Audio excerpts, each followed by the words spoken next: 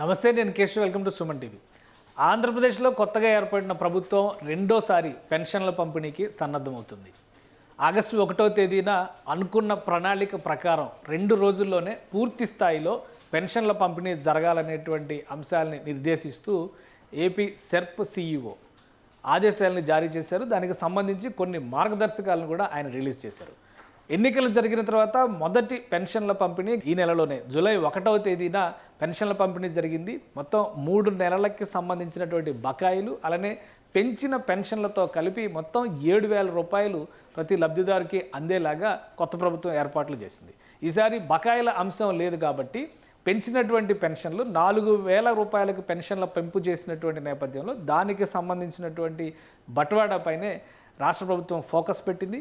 ఈ నేపథ్యంలో సంబంధిత ప్రభుత్వ సిబ్బంది అందరికీ కూడా ఆదేశాలను జారీ చేసింది. సెర్ప్ సిఇఓ ఇచ్చినటువంటి మార్గదర్శకాలు ఏంటి, ఈసారి ఏ విధంగా డిస్ట్రిబ్యూట్ చేయబోతున్నారు, ఈ అంశాలను విశ్లేషించేటువంటి ప్రయత్నం చేద్దాం. సెర్ప్ సిఇఓ రిలీజ్ చేసినటువంటి మార్గదర్శకాలు ఇవి. సెర్ప్ అనేది society for eradication of rural poverty అనేటువంటి సంస్థ. ఈ సంస్థ ద్వారానే అనేక రకాల పెన్షన్స్ని రాష్ట్ర ప్రభుత్వం బట్వాడా చేస్తుంది.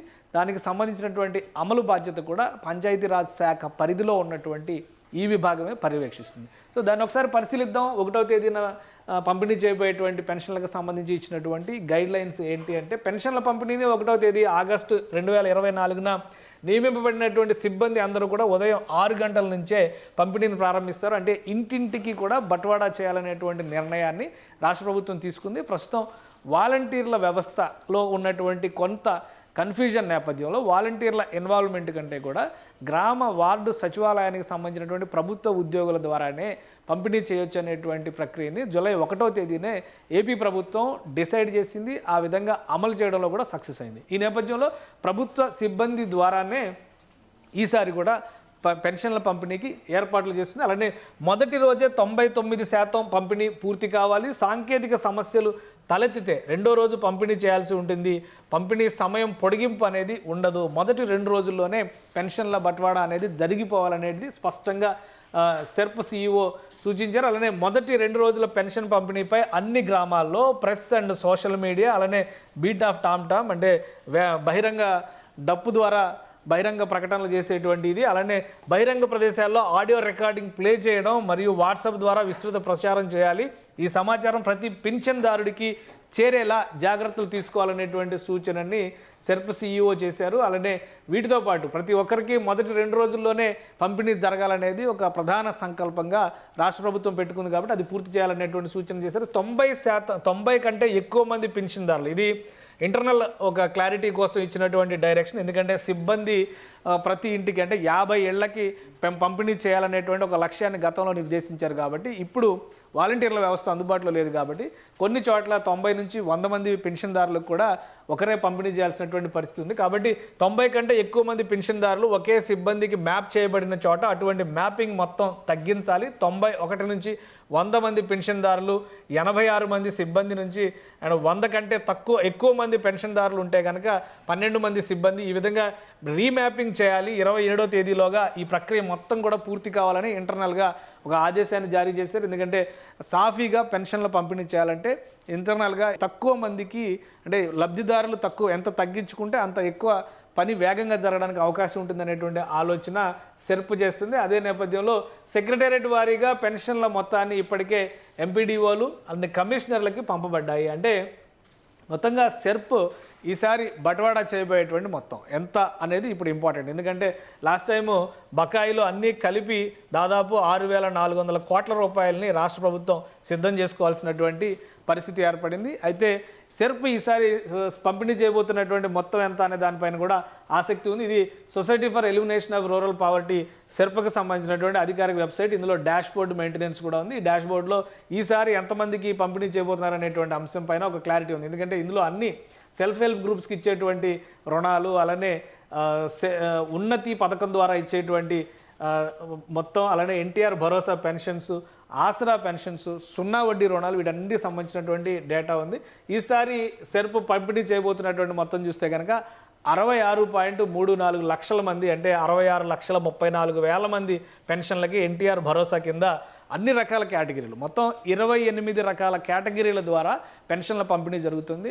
అన్నీ కలుపుకుంటే లబ్ధిదారుల సంఖ్య 66 లక్షలకు చేరుతుంది. అలానే పంపిణీ మొత్తం కూడా 1967 కోట్ల రూపాయలు, అంటే మొత్తం ఒక 1967.34 కోట్ల రూపాయలని పంపిణీ చేయబోతుంది. టోటల్ 26 కేటగిరీలకు సంబంధించినటువంటి, అంటే దాదాపు 2000 కోట్ల రూపాయలని ప్రభుత్వం సిద్ధం చేసింది. లబ్ధిదారులందరికీ కూడా 1-2 తేదీల్లోనే వారి చేతికి ఇచ్చే విధంగా నగదుకి సంబంధించినటువంటి ఏర్పాట్లు కూడా రాష్ట్ర ప్రభుత్వం చేసింది. దానికి సంబంధించినటువంటి గైడెన్స్ కూడా ఇక్కడ సెర్ప్ CEO ఇచ్చారు. దాని ప్రకారం చూస్తే సెక్రటేరియట్ వారీగా పెన్షన్ మొత్తాలు ఇప్పటికే ఎంపీడీఓలు కమిషనర్లకు పంపబడ్డాయి. 31వ తేదీన సెక్రటేరియట్ బ్యాంకు ఖాతాలకు జమ చేయబడతాయి. అన్ని PSWSలకి వారి బ్యాంకు మేనేజర్లకి నగదు ఆవశ్యక లేఖని ముందుగానే అందజేయమని 31/7/2024 మొత్తాన్ని విత్డ్రా చేయండి అనేటువంటి సూచన చేశారు. Last working day of the month మొత్తం క్యాష్ విత్డ్రాయల్స్ అన్నీ కూడా పూర్తి చేయాలని సంబంధిత అధికారులకి ఇందులో డైరెక్షన్ ఇచ్చారు. ఇక 2వ తేదీన చెల్లింపు పూర్తయిన తర్వాత 2 రోజుల్లోనే మొత్తం పెన్షన్స్ అన్నీ కూడా 100% బట్వాడా జరగాలనేటువంటి నిర్ణయం చేశారు. ఒకవేళ చెల్లించని మొత్తాన్ని ఉంటే కనుక 2 రోజుల్లోపు తిరిగి సెర్ప్కి జమ చేయాల్సినటువంటి అవసరం ఉంటుంది. సో దానికి సంబంధించి కూడా గైడ్లైన్స్ ఇచ్చారు.